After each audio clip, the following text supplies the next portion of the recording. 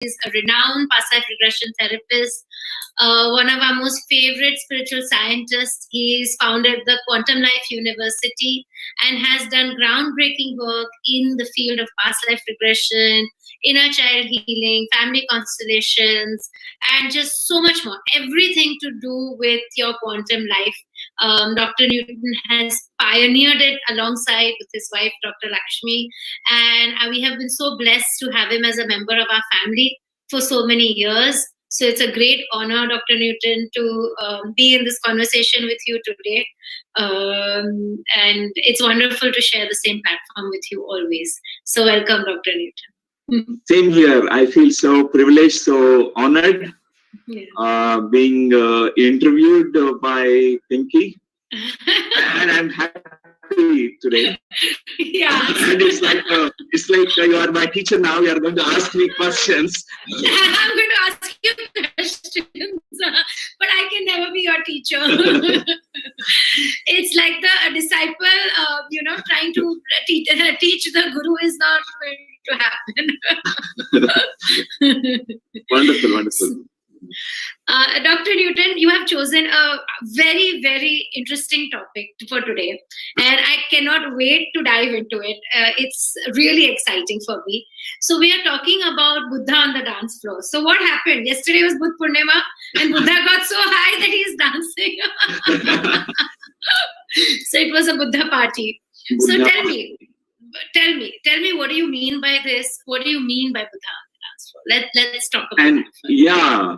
Most of the times when we hear about Buddha, we get this inner image that Buddha is always in silence, mauna, and not even smiling, not even saying hello to people, right. Not even singing, not even raising his voice. We find Buddha in that image, Almost everyone has this image. But I selected this topic because I want to convey that Buddha is not that kind of Buddha. He's a very active socialist and is a very passionist, means very passionately he was living his life. And he was dancing, he was laughing, he's celebrating every moment of his life. Yeah. So he always, even anywhere, wherever he was going, he used to bring joy there. His life was full of celebration. So through this topic, I want to actually convey about the middle path. Right. Exactly. So what is this middle path, Dr. Newton? Because, especially in India, I don't know why, I don't know how, but spirituality has very gotten too intertwined and too linked. People have become conditioned to see spirituality many a times as sacrifice. So sacrificing your normal life, sacrificing your fun, sacrificing everything, even sacrificing negativity, to a big extent. So how do we walk this middle path, and what do you mean by the middle path? Buddha's life was a great example of middle path. Though the initial part of his life, he was gone into an extreme. Right. He actually renounced everything for the sake of finding the truth. But once he came back to his wife, Yashodhara asked him about, do you require to renounce everything? Do you need to leave the family to be enlightened, to achieve enlightenment? Buddha said, no. No need to go to forest, no need to starve, no need to chant mantras for thousands of years to be enlightened. One can stay at home and be enlightened. And one need not renounce anything. So one can actually find that middle ground. Buddha reached to the very depths of the ocean. At the same time, he reached the heights of the sky. And he found the middle ground. He is the most earthly man, I find Buddha is always in the middle ground. But did he actually go back, Dr. Newton, to his family and everything? Yes, he gone back. But most of the historians, they don't report these kinds of things because they always project the holy part, the human part will be always historians keep it like a secret.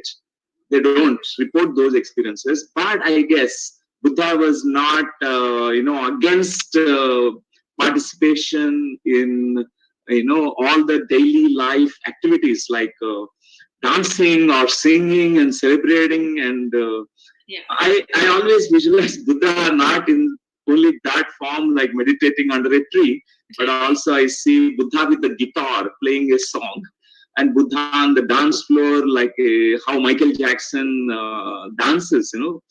He is full of awareness. Where Buddha dances, there's nothing like it's a masterpiece.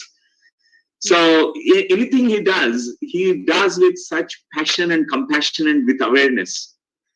So Buddha, after reaching to the depths of the suffering, means he realized the suffering that everyone is going through. He gone into such depths. There's nothing, no more possibility of going beyond that. No more depths are possible. He has seen the very at a microscopic level. He's seen the suffering of human beings, and his quest made him to realize that truth, that suffering is man-made. It's coming from avidya, means ignorance. We don't know about the true self. So he always told that you have to be emptied out, empty yourself. Many people think that it's a nihilistic approach, means a negative approach. Oh, we have to empty everything. I have to empty my money, empty my everything about life. But he was saying deconditioning. By emptiness, empty your all the idiotic, stupid thoughts, and empty your baggage, emotional baggage. Empty your ego, empty yourself fully, so that you are completely present in this moment. When we are fully present in this moment, every moment is a beautiful discovery, a mystery to be lived. It's a beautiful present. So I think Buddha has reached in that way the middle ground. Even we can achieve the same thing. When Buddha could do it, we can do it. So, Dr. Newton, how do we empty ourselves? Because that is a big challenge, right? Okay. Yeah. So the most simplest form that anyone can practice is meditation practice to empty ourselves. Just doing nothing and sitting silently. Just doing nothing. Many people are scared to do nothing because they want to fill their present moment life with something, and we have to be nobody in meditation. When we can be doing nothing and being nobody, that moment you are meditating. Means the silence happen. We don't need to attempt to be silent. You naturally become silent. And Buddha given a beautiful method. Even though we try to be nobody, it's very difficult because our human mind wants to be somebody. We don't want to be our natural selves. We want to be the Alexander the Great. We want to be the Cleopatra. We want to be the star, and which we are ourselves. We are born to be ourselves, the natural selves. And we have to be nobody, means image, ambition, and all that we have to drop. Second point is do nothing, no activity, no mental activity, no thoughts about the past, future. And he said, observe your breathing. If you're still unsuccessful to empty yourself, observe your breathing. Be mindful of your natural, normal breath. And that's the most easiest and simplest form of meditation I have come across. And Buddha is really a champion. He said that if I could empty my mind, you could also do it. Right. He has given this simple method. Okay, so but when thoughts come, Dr. Newton, when you're meditating and thoughts come, yes, how do we treat these thoughts? We don't, because that's the function of the mind. If you try to, forcibly stop the thoughts, thinking process in the mind, it's like going against your own nature of the mind. Because it's a natural functioning of the mind. Only thing is you learn a method, a kind of beautiful technology, a technique, that how to disidentify with your mind. Mind will go on thinking, but you don't identify, don't feed your energy with your attention to the thoughts. For example, you place attention on thoughts coming from the past. your childhood memories. They go on, becoming more and more. It becomes worse. And by withdrawing from it and paying attention to your breath, you learn that technique, exactly how to disidentify with the mind. And after some time, your mind feels, this fellow is not giving me attention. There's no point in thinking. Forget it. Naturally, it subsides. Buddha used to give this example of the pond which is full of dirty water, like a cesspool. Don't do anything. Just be an observer. Watch it. Don't try to, stir with a stick, or don't throw the pebble into that water. Just even the mind watch. Be a detached observer. Disidentify first. Right. That's what Buddha said. It's the most simplest form Buddha advised. And but one more thing is there, Dr. Newton. In life, even once we start practicing meditation and we get the hang of it, meditation is a practice just like anything else. Once you get more and more, you're better at observing your breath, becoming detached from your thoughts. What happens when you wake up from your meditation, you get up from your meditation, and now you're in your world, you're in your life, okay? And you are faced with the same emotional patterns, the same triggers, the same people, the same places that cause reactions within you. So you've meditated and you've gotten up, but now you start losing sometimes the calm that you've achieved or the balance that you've achieved. Can we speak about that, and can you give us some practical tips on how we can maintain that state? Yes, Pinky. Because these are the two aspects in meditation. One is meditation per se, and second is mindfulness. So after meditation practice, when we are with open eyes and we're entering into the world with all our wakefulness, and this time we are going to be very mindful of every small activity. Even while we are speaking, it's a mindful speech, mindful eating, mindful way of conversing, everything so mindfully. That moment we'll be able to observe reactive states. The triggers do come to us because if we try to live in a world where there are no triggers, if we fantasize that, the world must be free from triggers, people must be all good people, it is impossible. It's only it lives in only in our dream, but it's not the reality. In the reality, there are different people who will press the buttons, push the buttons of us, and definitely we need to deal with it. And that moment we need to catch ourselves. Be watchful in that moment. Whenever you're getting triggered, that means you're given an opportunity to refine your awareness. You know that immediately reactive thoughts are coming to you. Anger is rising in you. Become aware of that. In that moment, something very beautiful happens. There is some shift that happens because your awareness itself will make you not react. And immediately, sometimes we almost like vomit out all our emotions on people. Yeah. We blurt out everything on them.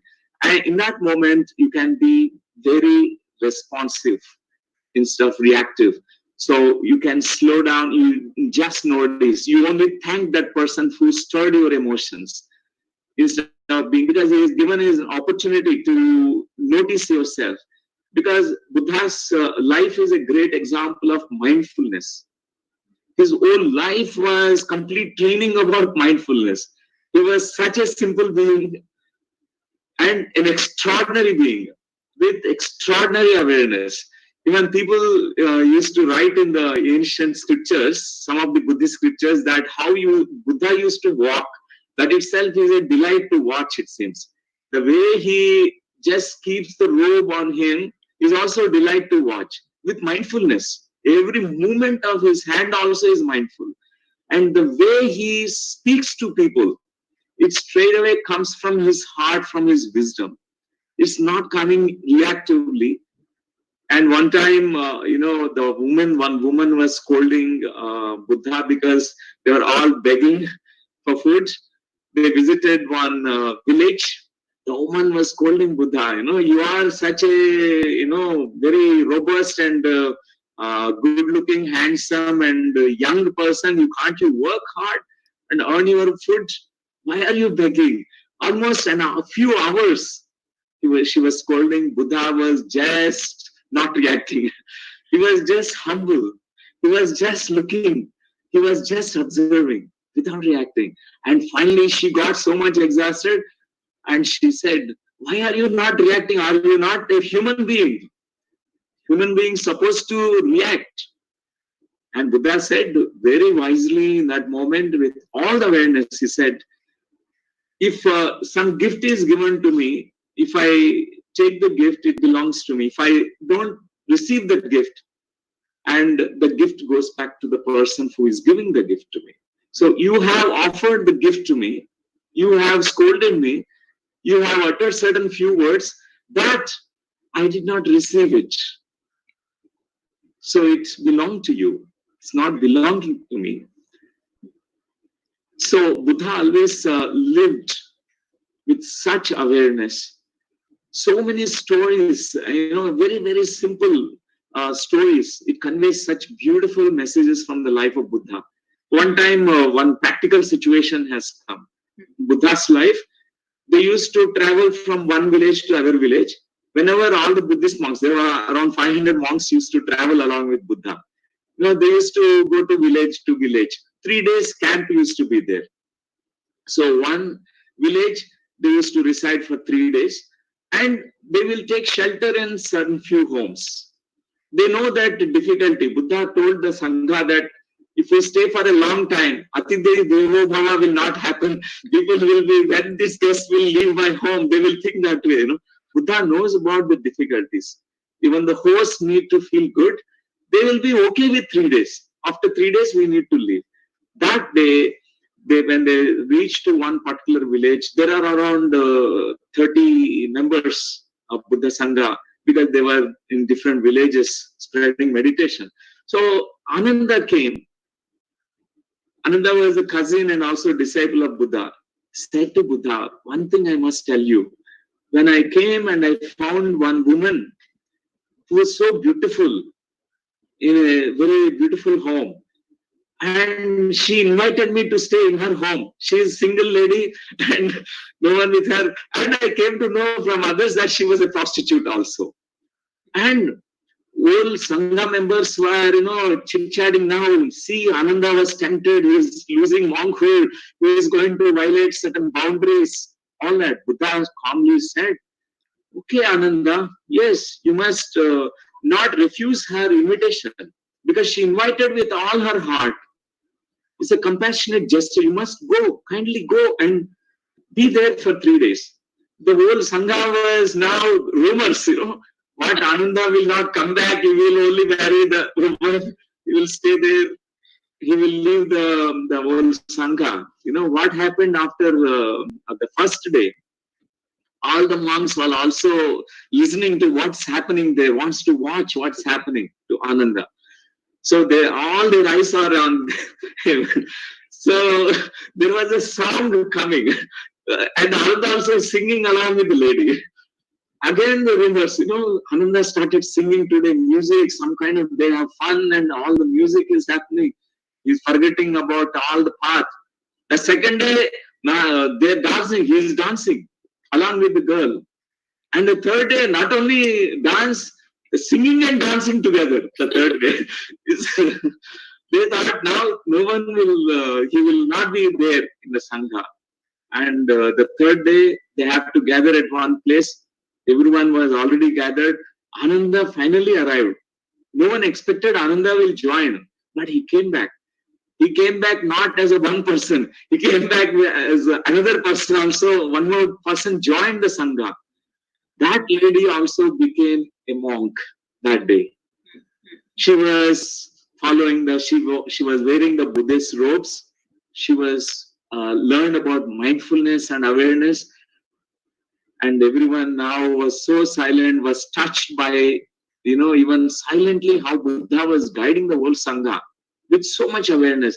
He knew that when our intentions are pure, when we are mindful of our every moment, we only, can influence people. Those external influences will not be corrupting us. We only can transform. Seeds of transformation can be sown in people. That's what when I read this story, it touched my heart. It's really very good. I really like this one. But Dr. Newton, I just want to ask, so a few questions, and one of them being that sometimes what happens is that we are on the path and we cannot become Buddha overnight. Some people can be, but for the masses, generally speaking, it is very difficult to become Buddha overnight or a Buddha-like disciple overnight. That we are constantly in a state of awareness and we are very mindful of every moment. What happens at that time when you are on a path, you achieve certain level of understanding. You're walking the path, you're giving it your best. But suddenly a day comes when you just fall, you become reactive, you become. And sometimes this question arises within people: can I be spiritual and be angry? Can I be spiritual and sometimes have negative emotions? Can I be spiritual and also be reactive? So this is it's a very common feeling when people are not so practiced at mindfulness and awareness. Yes, Pinky, that's very true. Because even that's also very good way for cultivating the awareness. Because there are going to be eclipses in everyone's life, like a solar eclipse, lunar eclipse. And for those brief moments, one may lose their cool and may react and may lose the awareness. It's okay.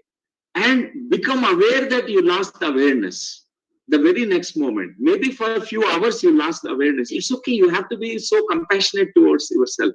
Buddha never forced anyone. You have to be so strict and now I punish you. If you did this, you lacked awareness. Not that way. He was so compassionate. He was always insisting that it's okay. Become aware of your unawareness. Catch yourself being unaware. So that's the key. That's why it's okay to be angry, be sometimes falling down and committing mistakes. And we can always learn with our awareness again, regain your strength, stand back again, walk the path, move forward. So that's why Buddha always given the hope, possibility to everyone, that he said everyone can become a Buddha. He is very radical and revolutionary.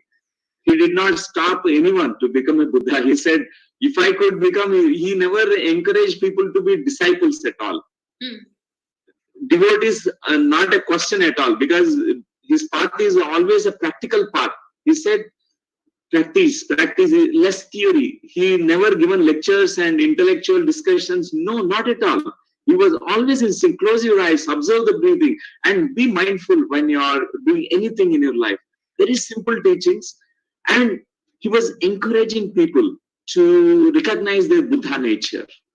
He said, Buddha is in everyone.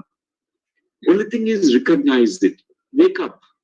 One day with awareness, you will recognize it. That's what is the hope that he has given to everyone. That's why I like Buddha, because he did not make spirituality as a faraway reality, an imaginary, 1,000 years, 1,000 lifetimes journey. No, he said, even this moment, he said, if you can't feel enlightenment right now under the ground, under your feet, you will never be enlightened. He said, he's very radical in that. He said, it is now and here.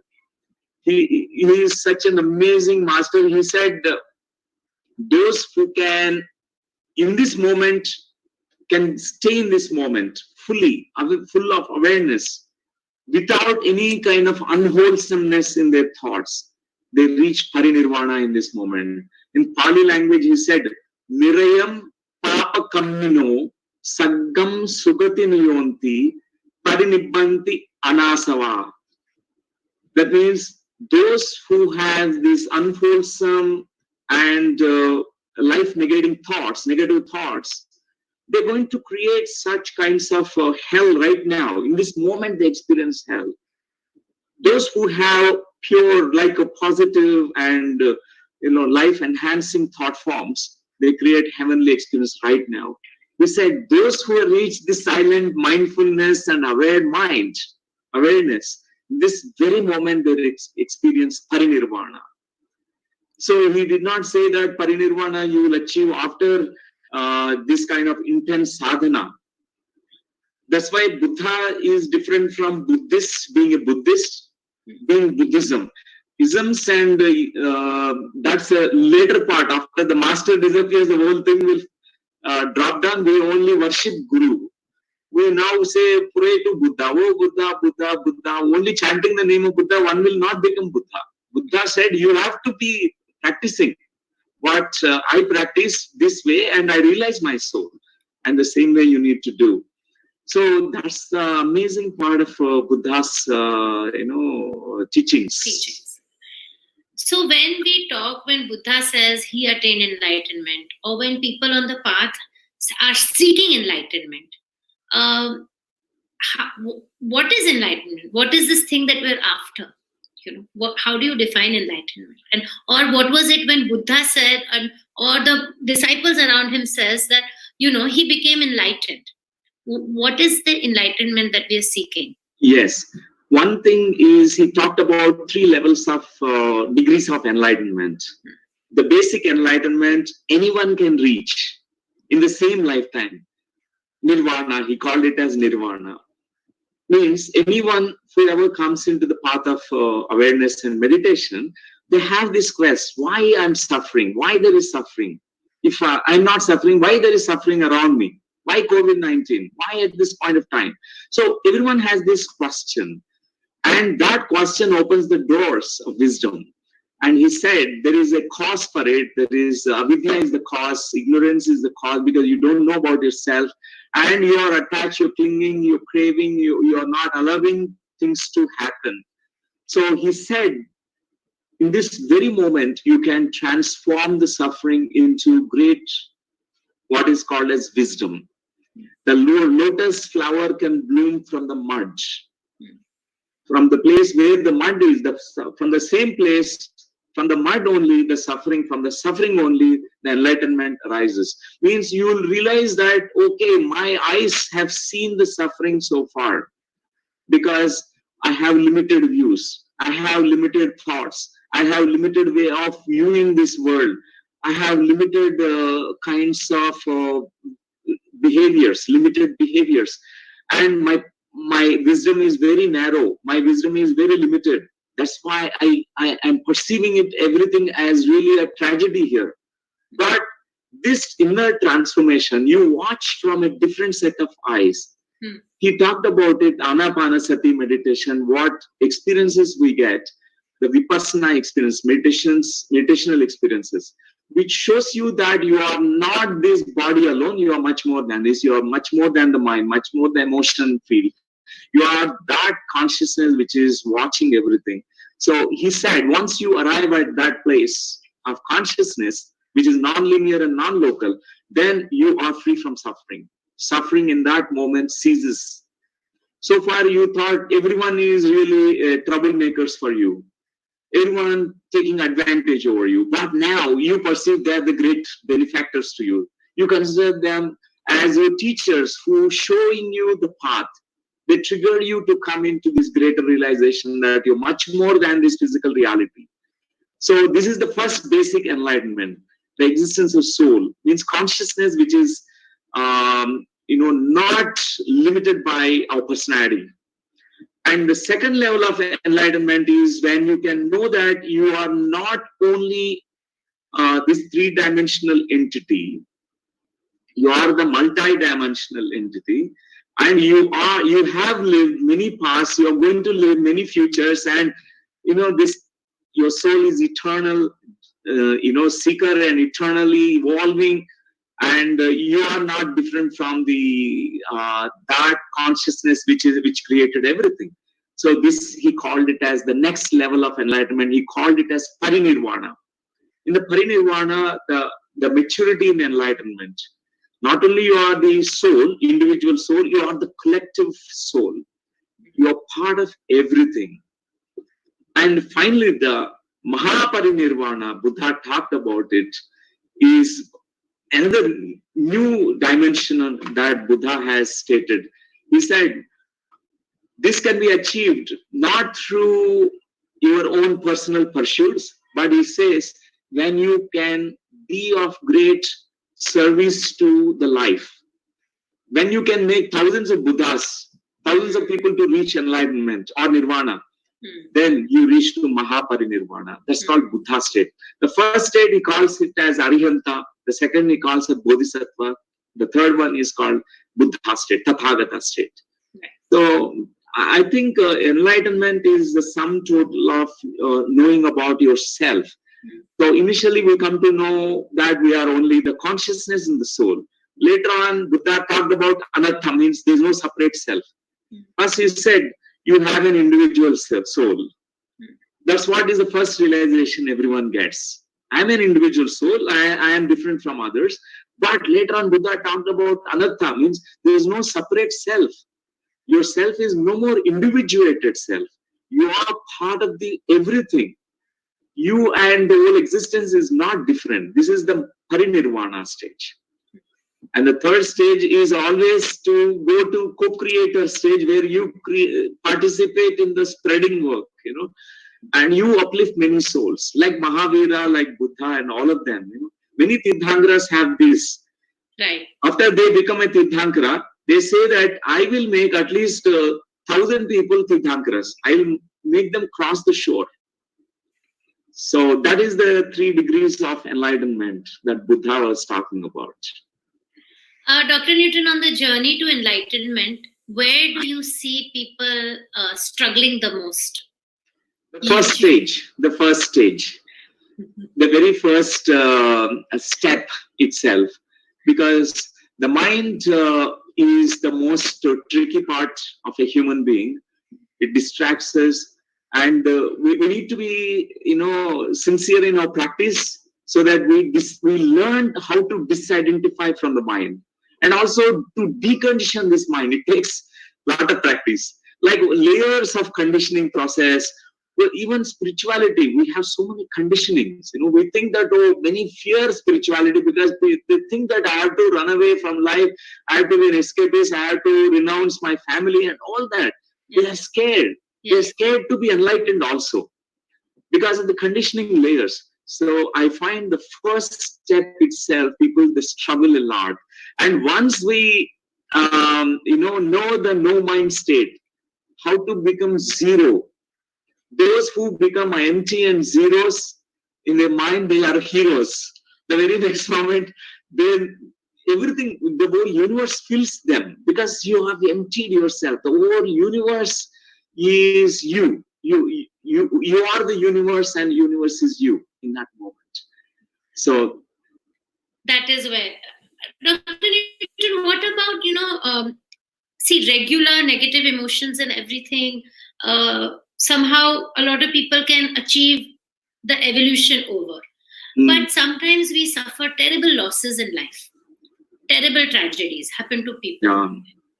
And this is very intense trauma. It could be, loss through death, or accidental death of somebody, or a loved people, or seeing great illness, or seeing loved ones suffer like anything. Tragedy of that level, especially in a time like today, when there is so much fear of death and fear of loss, that I feel, for a normal person, it's a very hard obstacle to overcome. So when people are at that state, how do they approach life? Yeah. So when we are into such situations, definitely this emotional reality, it will make us go into roller coaster rides, because so many emotions, it is like a whirlpool. I always think that one emotion is going to bring many other emotions. They're going to gang up. For example, one anger, simple anger, it also, after expressing the anger, you feel guilty. After guilty, you go into depression, and you feel sad for expressing all that anger. Is not one emotion. Emotions are always interconnected. So I find the human part of us is so important to embrace all the emotions, the human personality structure as it is. That's what is the Buddha's approach is. He said mindful of your even emotions. He was always compassionate to all the people also who are suffering. He never said, no, this is illusion, be empty, don't cry. He never discouraged that way. Always, hugged, and he took their hands. Those who are crying, he helped people. It's okay to have these human emotions and feelings, so natural and it's so beautiful. It's okay to cry. And in that most important moment is when we are embracing all of them as it is. There's a possibility that you can completely be emptied. When you emote fully, you empty also all the emotional energies then and there. Most of the times we think that it's okay not to be emotional. We are brainwashed, conditioned. In the spiritual path, many people think that, oh, you have to become now like a monk, you should not be emotional, you should not be angry, you should not be. No, it's not that. A Buddha, I also see a Buddha in a different dimension, like an angry Buddha. When he has to be angry, he can show the anger on people also. He can be angry also. Because when a disciple is committing a kind of a blunder, he's also causing trouble to so many thousands of people, then he can be angry. The anger is justified in that moment. So I don't find that it is anti-spiritual, being emotional. It's perfectly okay to be emotional. But only thing is, Buddha said emotional awareness.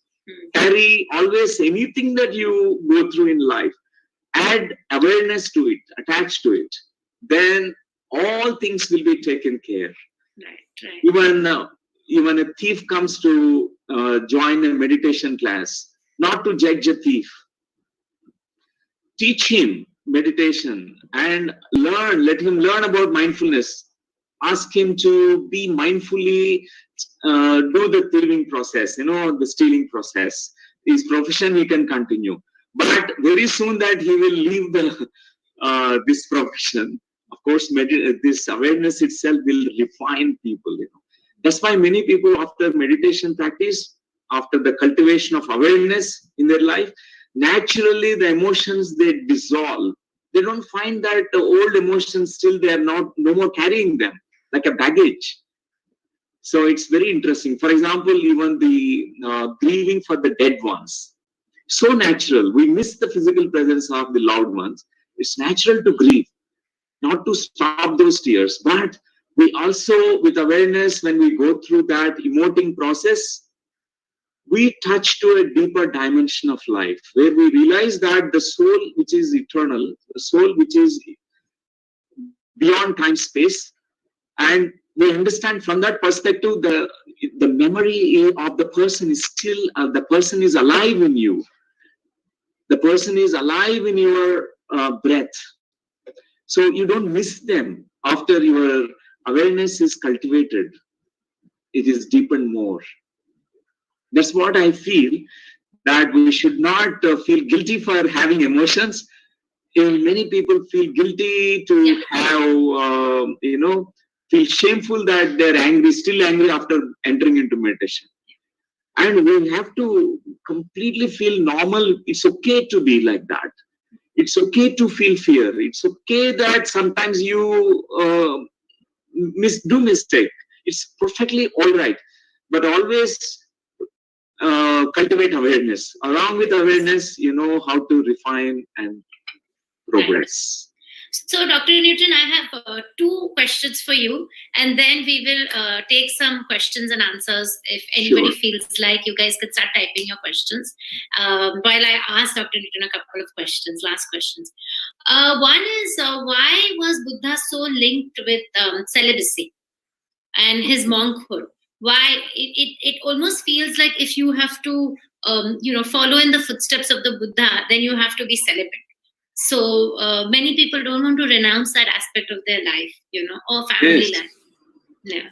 So I want to answer in two different perspectives. One is, historians might have deleted that part of the story of Buddha where he had a beautiful sexual encounters with his wife after his enlightenment when he returned. Oh, really? Yeah.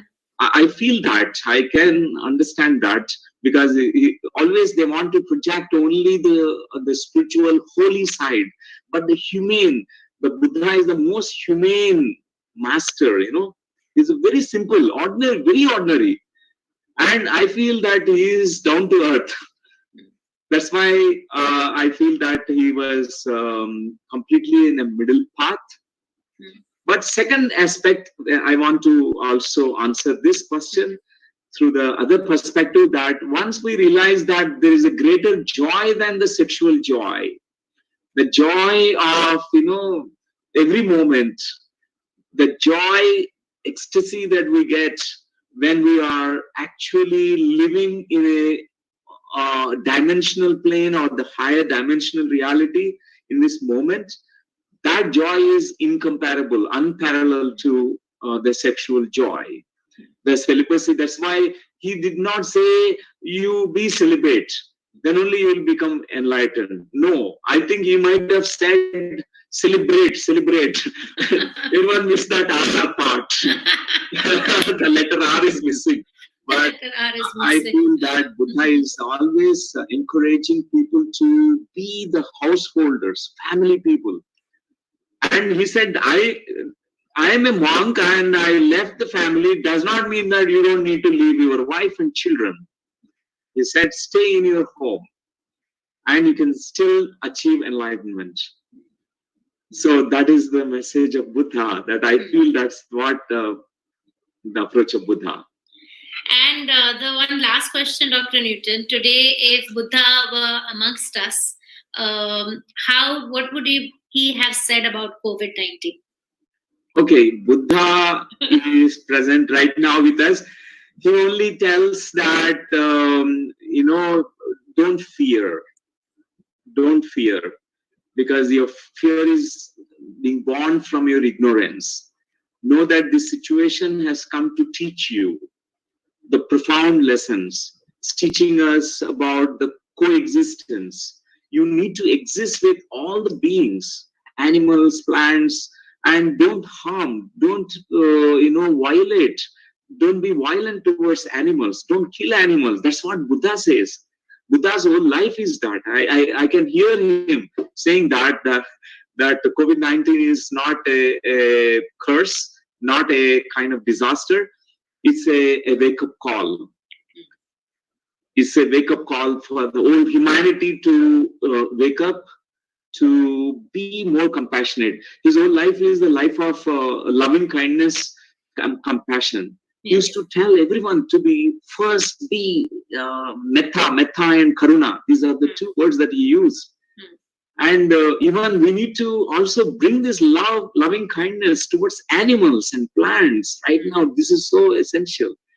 And I personally feel also the same way. I resonate with Buddha, that whatever he's saying, that it's a lesson to be learned for the humanity, and we need to wake up.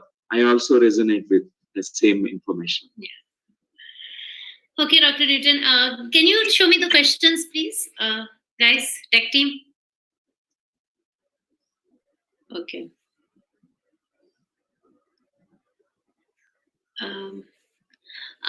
Some people want to know some short stories of Buddha. Any good books for the short stories of Buddha?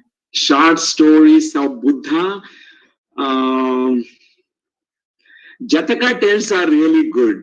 Okay. Jataka tales is his own past life experiences he narrated in the form of stories. All the stories, even sometimes he was speaking in metaphors, in symbolic language. like a story of a parrot and which is trying to help others. One story I remember, the story of this parrot who had the father and mother who was blind. And this parrot used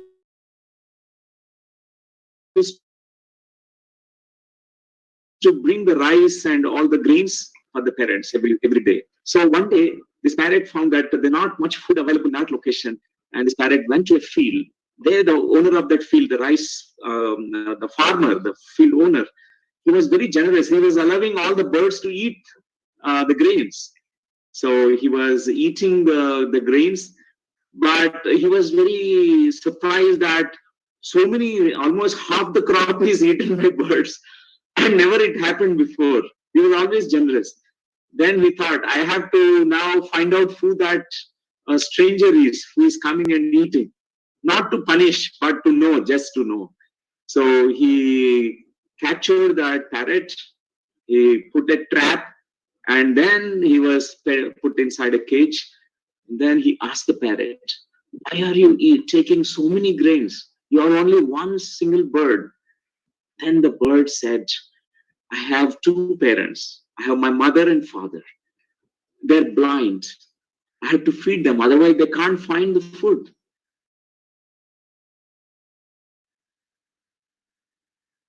And I'm every day taking the food for them. That's why I have to take three meal.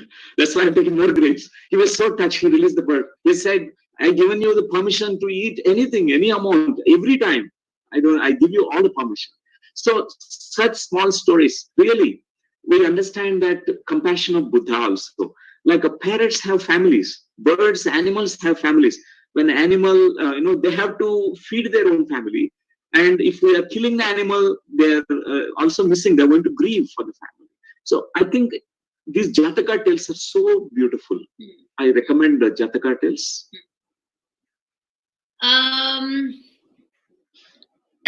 This is okay. See if you want to answer this. Newton, sir, is it true that Patriji is the reincarnation of Anand, Buddha's cousin? Yes, that's what I heard from Patriji. He is a reincarnation of Ananda, the cousin of Buddha. He stayed for 40 years with Buddha. So I personally heard this when Patriji was sharing about his past life. And I definitely feel the connection. I feel that it is so.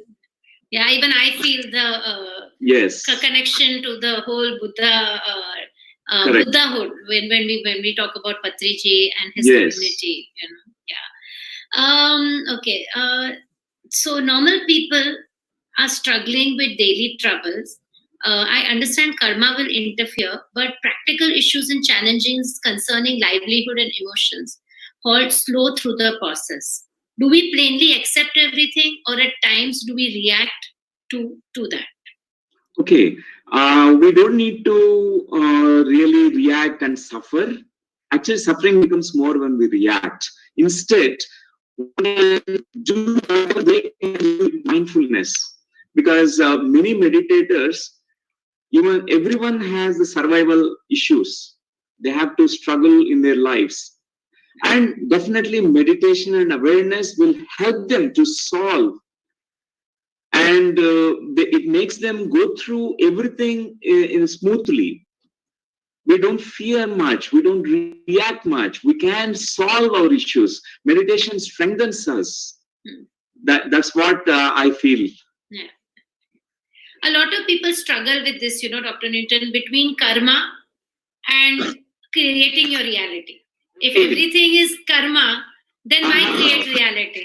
Okay, actually I say that we must understand karma from multi-dimensional perspective, not as only the linear perspective. Then it makes so much sense. Karma is not punishment at all. Karma is education.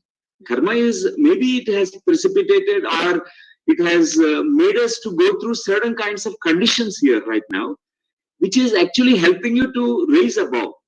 It is actually awakening. It is education process. It's not like punishment. That's why we need to understand free will is more powerful than the karma. The karmic forces might be pulling you back, but the free will, means what you can do now is much more powerful. You can change the course of your life.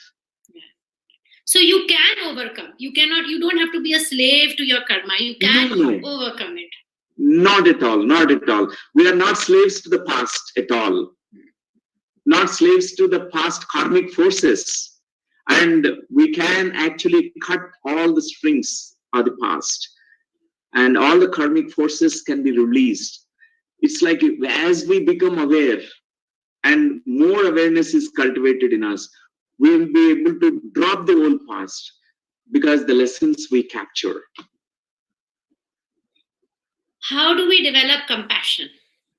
Okay. To develop compassion, I can give you one simple practice. So, because everyday life, we have to see things, we'll be going on a road, we see, even we watch the television, now we see people suffering. In our state, in Andhra Pradesh, in Visakhapatnam, there was a gas leakage and almost so many people died, humans and animals. So many animals died because the gas, poisonous gas, which was leakage from the factory. So when I was seeing, almost like I was having tears in my eyes. And in that moment, what can I do? I can send my compassion. I was actually saying in my heart that may all these people be free from suffering. So we can generate these kinds of thoughts and good feelings, loving feelings. This is a vibrational energy which we can send out because our physical limitations are there right now. You can't go on helping the whole globe because COVID-19 is affecting everyone. We can't do that, but in your own, whatever way, in your own home, we can practice the loving kindness and compassion. So compassion arises in us when we can understand the pain in others. Just like me, others are going through the same suffering. Just like me, others also striving to be excellent in their life. Just like me, they're also trying to evolve and reach Nirvana. So I'm not different from the other. So in that way, compassion is oneness also. In the oneness, we resonate, we empathize, we send out the helping hand, our astral hand, our energetic hand also. The compassion is such a beautiful energy which uplifts everyone. This is a simple practice. So whenever we are going on the road, you can do that. Whenever you look at people who are suffering, immediately these things can be done. You look at them with kindness and you, in your heart, generate this feeling of compassion. And may they be free from suffering. How can Buddhist teachings help ourselves to forget our painful past and deal with problems in the current time? Okay. And Buddhist teachings is nothing but the theory, not theory. It's practicals. Entire Buddha's approach is practice. So Anapanasati meditation is a wonderful way to decondition. All the past you will be dissolving. The whole past will be completely not only just forgotten, it is eliminated. You will not find past because it's completely dissolved. He talked about after Anapanasati, before we reach to Vipassana stage, 4 mindfulness states. So one need to practice it, like mindfulness of the body sensation, Kayanupassana. And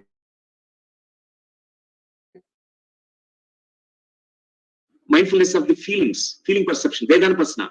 Mindfulness of your memories, past life memories, all the memories coming up. It's also a cleaning process. And then Dhammanupassana, the phenomenon of rising and falling. He said, this is the complete Shuddhi, Antar Shuddhi, cleaning process.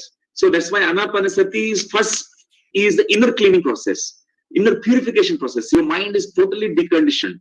And then we reach to Vipassana state. In the Vipassana state, your third eye, you have experience of the soul, like past lives, future lives, whatnot, all those experiences. Somebody on that note has asked, can you share your own experiences of Vipassana? Okay. When I was practicing my practice of meditation, my Guru Brahmashri Pitama Patriji, he was a strict teacher. And I used to ask so many questions because I was always an atheist and a non-believer of spirituality when I met him. But I liked his friendship, the way he respects everyone. That's why I was sticking to him. And he said, "You stupid fellow, don't come to me and ask silly questions." I was at that time almost 18-year-old, 19-year-old. Don't ask me silly questions. I want you to practice meditation for 3 hours every day. Watch your breath. Only one task I am giving. Observe your breathing for 3 hours every day. After 40 days, come and meet me. And I thought it was easy and simple. And I'm a lazy guy and before meditation also. So I thought, yes, I can sleep in meditation. But it was impossible. Consciously sleeping, sitting posture, it was difficult. My mind was struggling. And I went through whatever I explained about the deconditioning process. The Kayanupasana, the sensations, and all that, mind, restless thoughts, feelings, emotions, all that garbage was coming out completely. I have to watch. I can't escape. I had to meet my guru again after 40 days. Otherwise, he said, "You will not meet me. You will not see my face." So I was continuing 40 days of intense cleaning process. All my past lives cleansed, like my childhood memories of where I was going through the abandonment, crying baby, and angry as a teenager, alcoholics, smoking cigarettes and destroying my lungs, whatnot, all that stuff. Everything has started coming up, all the painful emotions. But I was only watching the breath, watching whatever is rising, and everything used to rise and fall. I seen that in my body, these unpleasant sensations. I used to get terrible headache, terrible back pain, and body was aching. I want to wake up, but I continued. 3 hours practice every day. So the feelings and memories, those memories are really worst memories. I thought all the past lives will be nice, glorious, and where I'll be a hero and all that. It was surprising to see myself as a Roman soldier who was chopping the heads of people. I was a perpetrator, many lifetimes a perpetrator. And of course, there are balancing with many lifetimes spiritual lives. I was a monk.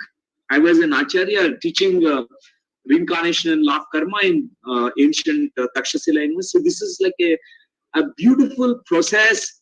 Antara Shuddhi process happened. Briefly, this was my experience. After 40th day, I found a gift. My mind completely gone, extinguished, completely forever. It is dropped. Means only if I want to think a thought, it will come. Otherwise, there are no thoughts in my mind.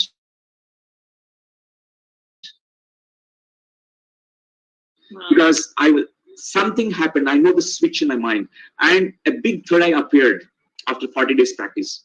Then I could see things. I could see clearly anything that I want to know. I could see. So it has many fruits I received from this simple practice, not at all difficult. And I had the darshan of Buddha, darshan of Krishna, darshan of Jesus Christ. These three masters, I could never forget their guidance they have given to me, the astral or spiritual guidance. And the darshan itself is something phenomenal for me, mind-blowing experiences. So these are some of the Vipassana experiences. Thank you. And somebody is asking, how do we start meditation and how do we keep going when there are obstructions to it, our meditation? So the simple way is, remember A, B, C, D, E. A, B, C, D, E of meditation. Okay. A means asana. Asana means sukhasana. First, we need to be sitting in a comfortable posture. You select a posture where you can sit down very, very comfortably. You can sit down in a sofa, in chair, or on the floor, whatever is comfortable for you. And you need to join the hands together like this, interlocking the fingers, keeping them in your lap. This is called the right posture, Sukhasana. And then closing your eyes. So this is the step number A. The letter B stands for breath awareness. Now you pay attention to your normal, natural breathing. Buddha called it as anapanasati, anapanasati. Ana means in-breath, ana means out-breath, sati means the process to be one with. So be one with your in-breath and out-breath. Watch breath, observing the breathing. You don't need to take extra breathing, less breathing, more breathing, or don't retain the breath. Just be with the natural, normal flow of the breath. And the next is the C, the step number C. The letter C stands for cosmic energy. Once you watch the breath, the mind becomes zero and empty. As the mind becomes empty, you absorb the cosmic energy. So much cosmic energy. Then this cosmic energy triggers our Shuddhi process. Means Nadi Mandala Shuddhi. In Patanjali language, it's called Nadi Mandala Shuddhi. In the Buddha's language, it is called Kayanupasna, Vedananupasna, Chittanupasna, Dhammanupasna. These four mindfulnesses will happen. So in that stage of cosmic energy, it almost like awakens all the inner blockages in the energy tubes.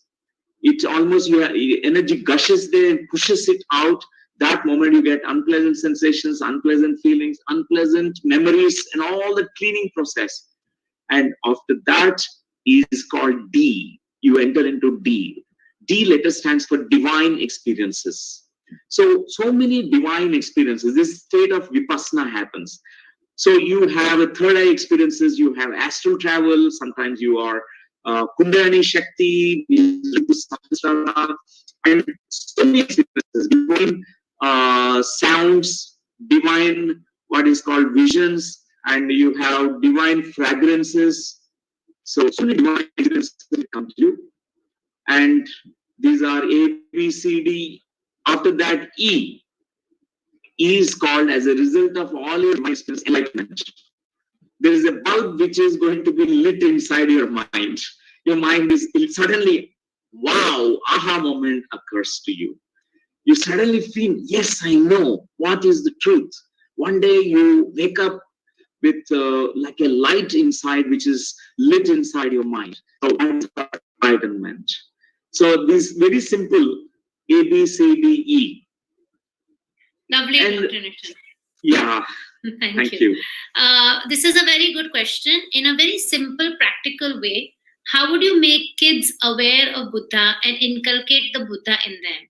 As in today's age, the digital world is very difficult to get them into spirituality. Okay. So all the children are already Buddhas, natural Buddhas, because their mind is already very pure. A pure mind is called Buddha's mind. There are no unwholesome thoughts in their minds. That's why what we need to give them, offer them is mindfulness practice. So certain methods that we already have devised, where we conduct a program called Bala Maitreya program, Little Buddha's program. In that, children, if we teach them Anapanasati, they say they meditate. Same for them. They have the active minds. So what we have designed to them, you can experiment, you can tell your own children that if you tell them now we're going to play, it's a playfulness. We need to approach to them, children, through playful way. In this play, we're going to become statues, like a Buddha statue. You have to sit like a Buddha, closed eyes, and show the picture of a Buddha or a statue of Buddha. And in this game, we're going to participate, all the children. Come, you have to sit like a Buddha. Till I say, okay, you should not open your eyes. So we experimented with it. And the maximum number of minutes they have really could keep their eyes closed is 30 minutes. Children who are just beginners, the first timers, when it is introduced as a playfulness, they feel tremendously, they are showing so much interest. Every child wants to be like a Buddha. We are sowing the seed of meditation to them, how to sit silently. And then we can give them a fruit to taste. We tell them, eat this fruit for 30 minutes. That's a kind of challenge to them. You have to appreciate the taste. You have to first touch the fruit. What's the texture? Look at the color of it. Hold it in your hand. Know the temperature of it. Smell it. What's the smell of it? And now taste. And when you're tasting, fully be engrossed in the taste. You must eat the fruit for 30 minutes. That cultivates awareness. I must tell you this, when we're conducting this program in Hyderabad, Bala Maitreya's program, and all the children, they learn the skills, mindfulness and the statue game and all that. After they went back homes, after 2 days, they were teaching that skill to their parents. And our parents are eating food and watching the television. They say, no, eat while you're eating. And speak while you're speaking. Don't do too many things at the same time. So these mindfulness skills can be taught to the children. And we can design all these beautiful ways to introduce meditation to the children. They need to do just not even 5 minutes. A 5-year-old child, 5 minutes, that's all. Because already they're divine minds only, Buddha minds. And mostly this, they are addicted to all the, PUBG games, to all the very, very dangerous, these kinds of computer games, because they want stimulation. We are living in the world of stimulation. We want stimulation from outside, because somewhere when parents don't have time to spend with the child, they have to find stimulations. They have to be excited. They need caffeine. They need high dose of Coke, caffeine and the Red Bull. They have to drink Red Bull, and because they keep to have to be high. And you find the young youth going in that direction where they're so addicted to these kinds of external gadgets. So I tell to all the young parents, spend time with your kids, play with them, kiss them, hug them. Time is love for them. When their children are given the love, unconditional love, by spending time with them, they feel complete. They will not be distracted. They will only come. They don't want to play PUBG game. They say, Mama, Papa, I want to play with you now. Yeah. So that, and really, children are really masters. As parents, we can create such a beautiful ambience for them. Right. Let me see. Anything else? Yeah, it looks like team. Can we scroll down? I can't see all the questions. Okay, so this is one last question, because this is a very relevant question. Yes. We will take this one last question. Why so many poor people, lakhs and lakhs, are suffering, but others are sitting fine? Why do they go through huge suffering along with families? Is it their karma? If yes, how can so many people choose it together? And it's also not really because of karma. It is also collective lesson for the humanity, because Buddha's message to the world, he's a socialist also. He says equitable distribution. Mostly the money are stored in the banks, Swiss banks, and all the corruption, and all the money is not equally distributed. The farmers are suffering, and the poor people who are living on the daily wages, who are not really having even 1 meal a day, is just because the lesson for everyone. We must treat it as a lesson for everyone. We must feel very bad that how could we are living in such an advanced, civilized world right now. We call ourselves very civilized, but how could so many people are suffering? How could many people are going hungry and sleeping with hunger? And it's a lesson for everyone. When Buddha's message is rightly taken, the compassion. Compassion is helping hand. Buddha is not only meditating Buddha in action. Means whoever is meditating, they also become immediately part of the, bringing the social change. They go actively to village, town to town. They want to really, whatever they can do. Maybe we can do the help through our words. Even kind words also can help them. If we have money, just giving some money to them and empowering them to start and motivating them to start their own, small businesses. Many rural communities, they require that support. Many daily wage workers also need that kind of motivation. So that I consider that it is the collective lesson for the whole humanity, and not just only people who are not having money. It's not because of their bad karma. Actually, there's not bad karma will not make us suffer here. Actually, it looks like that, but really it is educational only. So right now, all those meditators, they're offering to the world. They must immediately, at least one meditator must teach to at least 100 people, transmit the knowledge and information about the meditation to at least 100 people. Even all those people who are going to be learning meditation, they will come out of their own suffering also. For example, that's how the motivation can come. We experimented with certain villages around Quantum Life University campus in Hyderabad. There are 500 villages. Our whole team, Sangha members, were all going to villages to teach meditation. Because many villages, there are no toilets. Certain utter poverty. They have very, very, not even proper clothes. And only offering money will only, one day it will help. You may give clothes today, but how many years will end? So when we started actually making them learn the skill of meditation and about the mindfulness, how these thoughts create new realities. Because Buddha said, your thoughts create reality. He was insisting that those who have these really kind and really great thoughts, they create kind realities, great realities.